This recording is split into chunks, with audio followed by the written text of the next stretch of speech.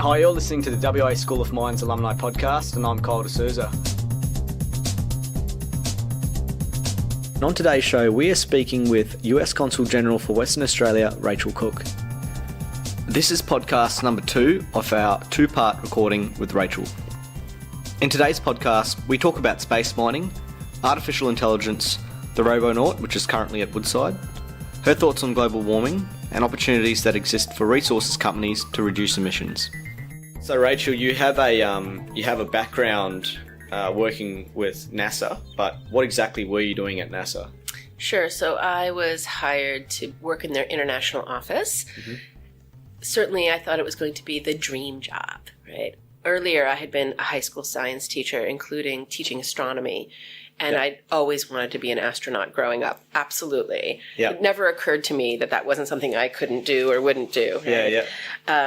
So I was hired to be in their international office and coordinate joint projects with the European space agencies. Mm-hmm. So NASA actually does most of its projects jointly, either with one other space agency or a variety, right? If you look at the Mars rover and you see all the different flags that are on it, right? All those different countries collaborated to put that rover together and put it up Mars. Yeah.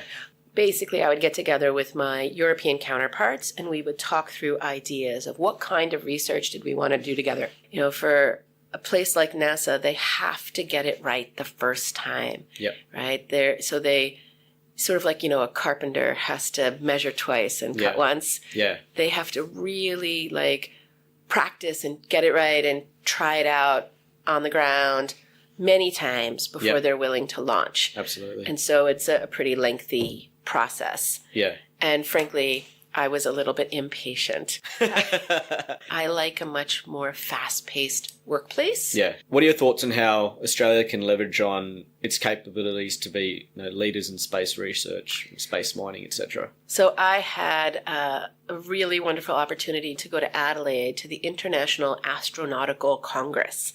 And that's where Australia announced their new space agency. It was pretty exciting. More than 4,000 people from around the world who focused their time and energy on space research and technology came. Yeah. And what we talked about was the fact that Australia should focus on the niche that Australia is really good at. Mm. And mining is absolutely one of those things, right? If we're going to mine on the moon or on Mars, right, to see what's under the ground there, we're not going to do that with people on the moon and on Mars. They're going to put equipment on the moon, and then that equipment is going to be controlled from an orbiting space station, right? That's orbiting the moon, where it's safer for astronauts to live and work from. What country knows better how to do mining from thousands of miles away than Australia? Exactly right. What's going on up in the Pilbara is very frequently now coordinated from an office in Perth. Exactly right. The engineers here in Perth are, seeing what's happening on the ground in the Pilbara and making everything happen. Yeah. And many fewer people now have to travel up to the Pilbara to do that operation when they can do it from Perth. Yeah. And so to me, Australia knows how to do that better than anywhere else on the planet. Yep. And has that experience. So Australia should really utilize that as a niche that they can play. There's not going to be enough time, money, energy, or manpower for Australia to do everything with space. Yep. They need to pick and choose what makes the most sense. And so for me, something like mining is a really good role for Australia to play. Another one is biotech. Australia is definitely a leader in biotechnology and new developments in health and healthcare. So, for example, if we're going to send astronauts to Mars, those people are going to be in a capsule traveling to Mars for 5 years. Yeah. And then they're going to be hopefully coming back, and that's going to take another 5 years. Yeah. That means those people need to have medicines that don't expire. They need to have technology in their capsule to create medicines from scratch.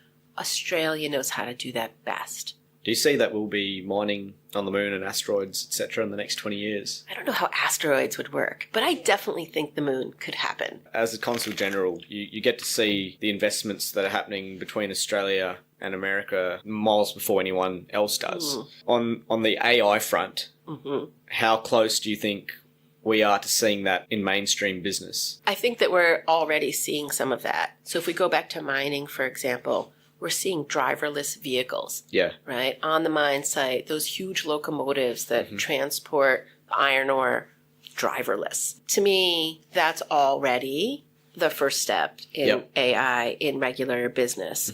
NASA, to go back to NASA, loaned a Robonaut to Woodside. Yeah. So Robonaut is a robotic humanoid.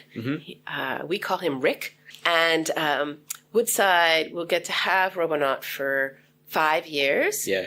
to help them develop their own robots that they can use out on the rigs or in their locations where there are operations that are really too dangerous Yeah. for people to do, or sometimes things that are too monotonous for people to do. You know, this button needs to be pushed every half hour, exactly on the half hour, or whatever, exactly. right? Yeah. To just have a robot to do that. Yep.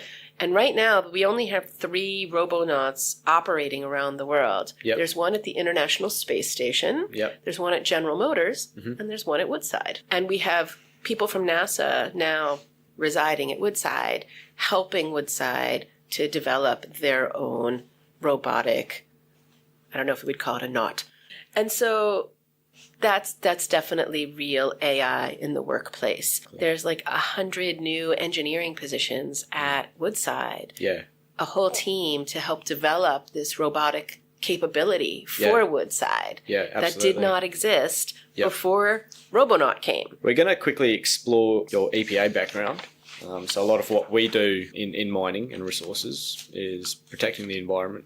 What were your experiences at the EPA and how do we compare in Australia? Our Environmental Protection Agency basically drafts regulations that are then considered by Congress to enact. Yep.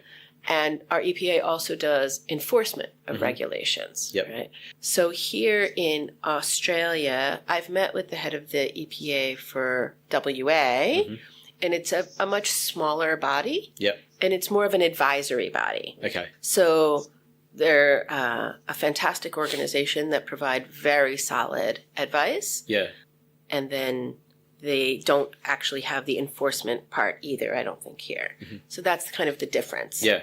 How can the mining industry contribute to reductions in the acidification of the ocean? I think the biggest issue with acidification, but with global warming, with oceans warming, right, and how that affects corals and fish populations and all of that, is in carbon management, right? So in reducing emissions and controlling emissions. Yeah. So, there's a lot of new technology all the time that mining operations can decide to take on board that would help them just reduce their emissions to begin with. Yeah. Right? Yep. So certainly that reduction is the first best step. But then there are also other kinds of new technology to help capture carbon emissions so that, that carbon is being created as part of their operations, but they're not letting it get released into the atmosphere. Yeah. Right? So there's this underground reservoirs where carbon capture is happening and it's being kept underground. Yeah. Now, I would say that we don't necessarily know the long-term effects of that kind of capture. Yeah. But at this point, the general feeling is that that is better than it being released into the atmosphere, this sort of sequestration. Yep.